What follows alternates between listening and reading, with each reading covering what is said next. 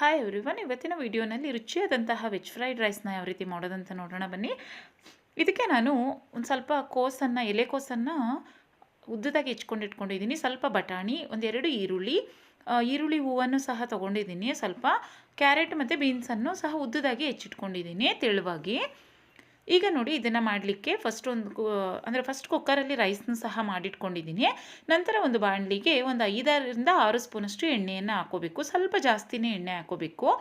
ನಂತರ ಇದಕ್ಕೆ ಸಾಸಿವೆ ಎಲ್ಲ ಹಾಕೋ ಆಗಿಲ್ಲ, ಡೈರೆಕ್ಟಾಗಿ ಈರುಳ್ಳಿಯನ್ನು ಹಾಕ್ಕೊಳ್ಬೇಕು. ನಾನು 2 ಈರುಳ್ಳಿಯನ್ನು ಉದ್ದುದಾಗಿ ತೆಳುವಾಗಿ ಹೆಚ್ಚಿಬಿಟ್ಟು ಸೇರಿಸ್ಕೊಂಡಿದ್ದೀನಿ. ಮತ್ತು ತುಂಬ ಫ್ರೈ ಮಾಡ್ಕೊಳ್ಳೋದು ಬೇಡ. ಈರುಳ್ಳಿ ಹಾಕಿದ್ಮೇಲೆ ಅದಕ್ಕೆ ಒಂದು 2ರಿಂದ 3 ಹಸಿಮೆಣಸಿನ್ಕಾಯಿನ ಸೇರಿಸಿದ್ದೀನಿ. ಅದನ್ನು ಸ್ವಲ್ಪ ಫ್ರೈ ಮಾಡಿಕೊಂಡು ಈಗ ಅದಕ್ಕೆ ತೆಳುವಾಗಿ ಉದ್ದದಾಗಿ ಹೆಚ್ಚಿರುವಂತಹ ಬೀನ್ಸ್ ಮತ್ತು ಕ್ಯಾರೆಟನ್ನು ಸೇರಿಸ್ತಾ ಇದ್ದೀನಿ. ನೋಡಿ, ಸ್ವಲ್ಪ ಈ ರೀತಿಯಾಗಿ ಹೆಚ್ಕೊಂಡ್ರೆ ವೆಜ್ ಫ್ರೈಡ್ ರೈಸ್ನಲ್ಲಿ ತುಂಬ ಚೆನ್ನಾಗಿ ಅನಿಸುತ್ತೆ ಬೀನ್ಸ್ ಮತ್ತು ಕ್ಯಾರೆಟ್. ಈಗ ನೋಡಿ, ಬೀನ್ಸ್ ಮತ್ತು ಕ್ಯಾರೆಟನ್ನು ಅಷ್ಟೇ ಮೀಡಿಯಮ್ ಟು ಲೋ ಫ್ಲೇಮಲ್ಲಿ ಒಂದು 5 ನಿಮಿಷ ಫ್ರೈ ಮಾಡ್ಕೊಳ್ಬೇಕಾಗುತ್ತೆ. ತುಂಬ ಕುಕ್ ಮಾಡ್ಕೊಳ್ಳೋದೇನು ಬೇಡ, ಅಂದರೆ ಅದು ತುಂಬ ಕುಕ್ ಆಗಿಬಿಟ್ರೆ ತುಂಬ ಸಾಫ್ಟ್ ಆಗಿಬಿಡುತ್ತೆ. ನೋಡಿ, ಅಂದರೆ ಈ ಫ್ರೈಡ್ ರೈಸಲ್ಲಿ ಏನಂದರೆ ತುಂಬ ಕುಕ್ ಮಾಡಲ್ಲ ವೆಜಿಟೇಬಲ್ಸ್ನ. ಈಗ ನೋಡಿ, ಅದಕ್ಕೆ ಬಟಾಣಿಯನ್ನು ಸಹ ಸೇರಿಸ್ಕೊತಾ ಇದ್ದೀನಿ. ಹಸಿ ಬಟಾಣಿ ಹಾಕ್ಕೊಂಡ್ರೆ ತುಂಬ ಚೆನ್ನಾಗಾಗುತ್ತೆ. ಈಗ ಇಷ್ಟನ್ನು ಸಹ ಸ್ವಲ್ಪ ಸಾಫ್ಟ್ ಮಾಡ್ಕೋಬೇಕು ಅಷ್ಟೇ, ತುಂಬ ಸಾಫ್ಟ್ ಬೇಡ. 5 ನಿಮಿಷದಲ್ಲಿ ಇದು ಸ್ವಲ್ಪ ಸಾಫ್ಟ್ ಆಗುತ್ತೆ. ಮೀಡಿಯಮ್ ಟು ಲೋ ಫ್ಲೇಮಲ್ಲಿ ಹಾಗೆ ಕುಕ್ ಆಗಲಿಕ್ಕೆ ಬಿಡಬೇಕು. ಈಗ ನೋಡಿ, ಇದಕ್ಕೆ ನಾನೊಂದು ಸ್ವಲ್ಪ ಉಪ್ಪನ್ನು ಸಹ ಸೇರಿಸ್ಕೊತೀನಿ. ಸ್ವಲ್ಪ ಉಪ್ಪನ್ನು ಸೇರಿಸಿದ್ರೆ ಅಂದರೆ ಅದರ ಟೇಸ್ಟ್ ಸ್ವಲ್ಪ ಚೆನ್ನಾಗಾಗುತ್ತೆ ಅಂತ. ಬೀನ್ಸ್, ಕ್ಯಾರೆಟ್, ಬಟಾಣಿ ಇದೆಲ್ಲ. ಮತ್ತು ಎಲೆಕೋಸನ್ನು ಸೇರಿಸಿದ್ಮೇಲೆ ಉಪ್ಪನ್ನು ಸೇರಿಸಿದ್ರೆ ನೀರು ಬಿಟ್ಬಿಡುತ್ತೆ. ಅದರಿಂದ ಉಪ್ಪನ್ನು ನಾವು ಯಾವಾಗ ಬೀನ್ಸ್ ಮತ್ತು ಕ್ಯಾರೆಟ್ ಎಲ್ಲ ಸೇರಿಸ್ತೀವಿ ನೋಡಿ, ಆ ಟೈಮಲ್ಲಿ ಒಂದು ಅರ್ಧದಿಂದ 3/4 ಸ್ಪೂನಷ್ಟು ಉಪ್ಪನ್ನು ಸೇರಿಸ್ಕೊಳ್ಳಿ. ಈಗ ಅದು ಚೆನ್ನಾಗಿ ಸ್ವಲ್ಪ ಫ್ರೈ ಆಗುತ್ತೆ ನೋಡಿ. ಈಗ ಅದಕ್ಕೆ ಎಲೆಕೋಸನ್ನು ಸೇರಿಸ್ಕೊಬೇಕು. ನಾವು ಎಲೆಕೋಸನ್ನು ಸೇರಿಸ್ಬಿಟ್ಟು ಉಪ್ಪನ್ನು ಸೇರಿಸ್ಬಿಟ್ರೆ ಏನಾಗ್ಬಿಡುತ್ತೆ, ಎಲೆಕೋಸು ತುಂಬ ನೀರು ಬಿಟ್ಬಿಡುತ್ತೆ. ಫ್ರೈಡ್ ರೈಸ್ ಅಷ್ಟು ಚೆನ್ನಾಗಲ್ಲ. ಮತ್ತು ತರಕಾರಿ ಎಲ್ಲ ತುಂಬ ಬೇಗ ಸಾಫ್ಟ್ ಆಗಿಬಿಡುತ್ತೆ ಅದರಿಂದ. ಈಗ ನೋಡಿ, ಇಷ್ಟು ಕುಕ್ಕಾದರೆ ಸಾಕು. ಈಗ ಇದಕ್ಕೆ ಎಲೆಕೋಸನ್ನು ಈ ರೀತಿಯಾಗಿ ಉದ್ದುದಾಗಿ ತೆಳುವಾಗೂ ಸಹ ಅದನ್ನು ಸಹ ಹೆಚ್ಚಿಟ್ಕೊಂಡಿದ್ದೀನಿ, ಒಂದು ಬೌಲಷ್ಟು. ಮತ್ತು ಇದಕ್ಕೆ ಈರುಳ್ಳಿ ಹೂವನ್ನು ಸಹ ಒಂದು ಅರ್ಧ ಬೌಲಷ್ಟು ಹೆಚ್ಚಿಟ್ಕೊಂಡಿದ್ದೀನಿ. ಈಗ ಸ್ವಲ್ಪ ಈರುಳ್ಳಿ ಹೂವನ್ನು ಸೇರಿಸ್ಕೊತಾ ಇದ್ದೀನಿ, ಪೂರ್ತಿಯಾಗಿ ಸೇರಿಸ್ಕೊತಾ ಇಲ್ಲ, ಏಕೆಂದರೆ ಅದು ಲಾಸ್ಟಲ್ಲಿ ಸೇರಿಸಿದ್ರೆ ತುಂಬ ಚೆನ್ನಾಗಾಗುತ್ತೆ. ಅದರಿಂದ ಎಲೆಕೋಸು ಮತ್ತು ಸ್ವಲ್ಪ ಈರುಳ್ಳಿ ಹೂವನ್ನು ಸಹ ಸೇರಿಸ್ಬಿಟ್ಟು ಸ್ವಲ್ಪ ಫ್ರೈ ಮಾಡ್ಕೋಬೇಕು. ತುಂಬ ಫ್ರೈ ಮಾಡೋದೇನು ಬೇಡ, ಅಂದರೆ ಒಂದು 2 ನಿಮಿಷ ಈ ರೀತಿಯಾಗಿ ತಿರುಗಿಸ್ಕೊಂಡು ಅದನ್ನು ಫ್ರೈ ಮಾಡಿಕೊಂಡ್ರೆ ತುಂಬ ಚೆನ್ನಾಗಾಗುತ್ತೆ. ತುಂಬ ಸಾಫ್ಟ್ ಮಾಡ್ಕೊಳ್ಳೋದೇನು ಬೇಡ. ಈಗ ನೋಡಿ, ಇಷ್ಟಾದರೆ ಸಾಕಾಗುತ್ತೆ. ಇಷ್ಟು ಕುಕ್ಕಾದರೆ ಸಾಕು ವೆಜಿಟೇಬಲ್ಸ್. ಈ ಟೈಮಲ್ಲಿ ಈಗ ಇದಕ್ಕೆ ಒಂದು ಅರ್ಧ ಸ್ಪೂನಷ್ಟು ಗರಂ ಮಸಾಲವನ್ನು ಸೇರಿಸ್ಕೊತಾ ಇದ್ದೀನಿ. ಗರಂ ಮಸಾಲ ಟೇಸ್ಟ್ ತುಂಬ ಚೆನ್ನಾಗಾಗುತ್ತೆ ಅದರಿಂದ ಫ್ರೈಡ್ ರೈಸ್ಗೆ. ಮತ್ತು ಒಂದು ಅರ್ಧ ಸ್ಪೂನಷ್ಟು ಅಚ್ಚ ಖಾರದ ಪುಡಿಯನ್ನು ಸೇರಿಸ್ಕೊತಾ ಇದ್ದೀನಿ. ತುಂಬ ಸೇರಿಸೋದು ಬೇಡ, ಅರ್ಧ ಸ್ಪೂನ್ಗಿಂತ ನಾನಿಲ್ಲಿ ಕಡಿಮೆನೇ ಸೇರಿಸ್ಕೊಂಡಿದ್ದೀನಿ. ಏಕೆಂದರೆ ಅಚ್ಚ ಖಾರ ಇದು ಹಸಿಮೆಣಸಿನ್ಕಾಯಿನೂ ಹಾಕ್ಕೊಂಡಿದ್ದೀವಿ. ಮತ್ತು ಇದು ಮೇಯ್ನ್ ಇಂಗ್ರೀಡಿಯೆಂಟ್ ಏನಂದರೆ ಪೆಪ್ಪರ್ ಪೌಡ್ರೇ ಇಂಪಾರ್ಟೆಂಟಾಗಿ ಫ್ರೈಡ್ ರೈಸ್ಗೆ ಹಾಕೋದು. ಅದರಿಂದ ಈ ಅಚ್ಚ ಖಾರದ ಪುಡಿಯನ್ನು ಸ್ವಲ್ಪ ಹಾಕ್ಕೊಂಡ್ರೆ ಸಾಕು, ಅಂದರೆ ಒಂದು 1/4 ಸ್ಪೂನಷ್ಟು ಹಾಕ್ಕೊಂಡ್ರೂ ಸಹ ಸಾಕಾಗುತ್ತೆ. ಈಗ ನೋಡಿ, ಇಷ್ಟು ಇದನ್ನು ಫ್ರೈ ಮಾಡ್ಕೊಂಡ್ಮೇಲೆ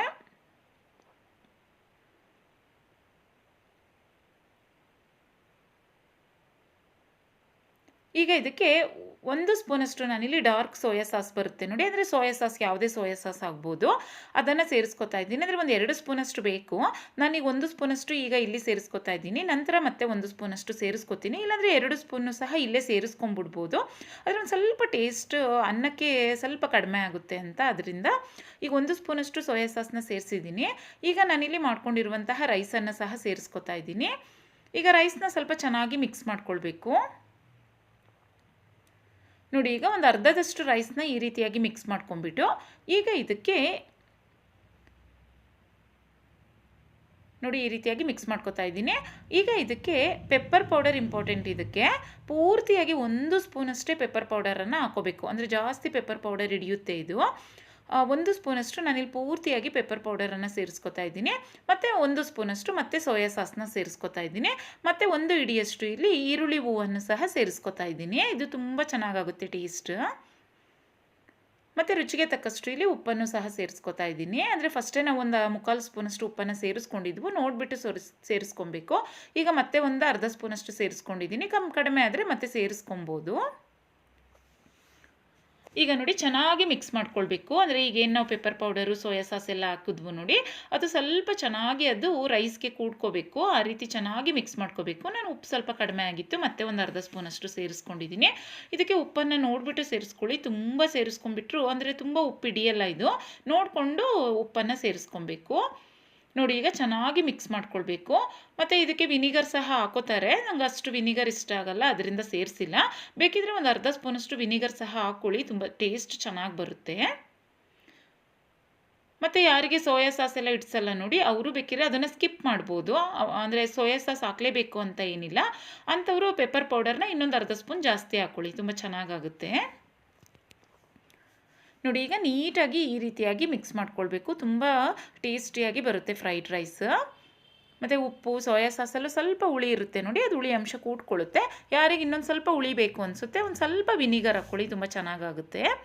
ಇದು ಮಕ್ಕಳು ಲಂಚ್ ಬಾಕ್ಸ್ಗೂ ಸಹ ತುಂಬ ಚೆನ್ನಾಗಾಗುತ್ತೆ. ಮತ್ತು ಈವ್ನಿಂಗಲ್ಲಿ ಮಕ್ಕಳು ಸ್ಕೂಲಿಂದ ಬರ್ತಾರೆ ನೋಡಿ, ಆ ಟೈಮಲ್ಲಂತೂ ಮಾಡಿಟ್ಬಿಟ್ರೆ ತುಂಬ ಇಷ್ಟಪಟ್ಬಿಟ್ಟು ತಿಂತಾರೆ. ನಾನು ಆ ಟೈಮಲ್ಲೇ ಮಾಡಿದ್ದೆ ಇದನ್ನು, ಈವ್ನಿಂಗ್ ಟೈಮಲ್ಲಿ.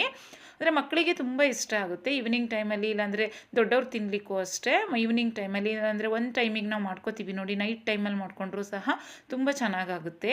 ಈಗ ಔಟ್ಸೈಡೆಲ್ಲ ಹೋಗ್ಬಿಟ್ಟು ಸಂಜೆ ಟೈಮಲ್ಲಿ ತಿಂತೀವಿ ನೋಡಿ, ಅದ್ರ ಬದಲಿಗೆ ನಾವು ಈ ರೀತಿಯಾಗಿ ಸಿಂಪಲ್ಲಾಗಿ ಮನೆಯಲ್ಲಿ ಮಾಡಿಕೊಂಡ್ರೂ ಸಹ ತುಂಬ ಟೇಸ್ಟಿಯಾಗಿ ಮಾಡ್ಕೊಳ್ಬೋದು. ಮತ್ತು ಮಕ್ಕಳ ಲಂಚ್ ಬಾಕ್ಸ್ಗೂ ಸಹ ಇದನ್ನು ಪ್ಯಾಕ್ ಮಾಡಿಬಿಟ್ಟು ಕೊಡ್ಬೋದು. ಮಕ್ಕಳ ಲಂಚ್ ಬಾಕ್ಸ್ಗೂ ಸಹ ತುಂಬ ಚೆನ್ನಾಗಾಗುತ್ತೆ ಮಾರ್ನಿಂಗ್ ಟೈಮಲ್ಲಿ. ಅಂದರೆ ಇದೇನು ಅಂದರೆ ವೆಜಿಟೇಬಲ್ಸ್ನ ಕಟ್ ಮಾಡ್ಕೊಳ್ಳಿಕ್ಕೆ ತುಂಬ ಟೈಮ್ ತೊಗೊಳುತ್ತೆ. ಬೇಗ ಅಂದರೆ ಈ ರೆಸಿಪಿನ ಬೇಗ ಪ್ರಿಪೇರ್ ಮಾಡ್ಬೋದು. ವೆಜಿಟೇಬಲ್ನ ಒಂದು ಸ್ವಲ್ಪ ಕಟ್ ಮಾಡ್ಕೊಳ್ಳಿಕ್ಕೆ ಒಂದು ಹಾಫ್ ಆನ್ ಅವರ್ ಟೈಮ್ ತೊಗೊಳುತ್ತೆ. ಮಾರ್ನಿಂಗ್ ಟೈಮಲ್ಲೂ ಸಹ ಮಕ್ಕಳಿಗೆ ಇದನ್ನು ಬ್ರೇಕ್ಫಾಸ್ಟ್ ಟೈಮಲ್ಲಿ, ಇಲ್ಲಾಂದರೆ ಮಕ್ಕಳಿಗೆ ಲಂಚ್ ಬಾಕ್ಸಿಗೆ ಹಾಕೊಡ್ಲಿಕ್ಕೂ ಸಹ ಈ ರೆಸಿಪಿನ ಮಾಡ್ಬೋದು. ನೋಡಿ ಮೇಲೆ ನಾನಿಲ್ಲಿ ಸ್ವಲ್ಪ ಈರುಳ್ಳಿ ಹೂವನ್ನು ಸಹ ಹಾಕಿದ್ದೀನಿ, ತುಂಬ ಚೆನ್ನಾಗಿ ಕಾಣುತ್ತೆ ಅಂತ. ಮತ್ತು ಟೇಸ್ಟ್ ಸಹ ಈರುಳ್ಳಿ ಹೂವಿಂದು ಚೆನ್ನಾಗಾಗುತ್ತೆ ಅಲ್ವಾ. ಅದರಿಂದ ರೆಸಿಪಿ ಇಷ್ಟ ಆದರೆ ನೀವು ಸಹ ಟ್ರೈ ಮಾಡಿ, ಬೇರೆಯವ್ರಿಗೂ ಸಹ ಶೇರ್ ಮಾಡಿ, ಹಾಗೆ ಚಾನಲ್ನ ಸಬ್ಸ್ಕ್ರೈಬ್ ಮಾಡ್ಕೊಳ್ಳಿ. Thanks for watching. ಬಾಯ್.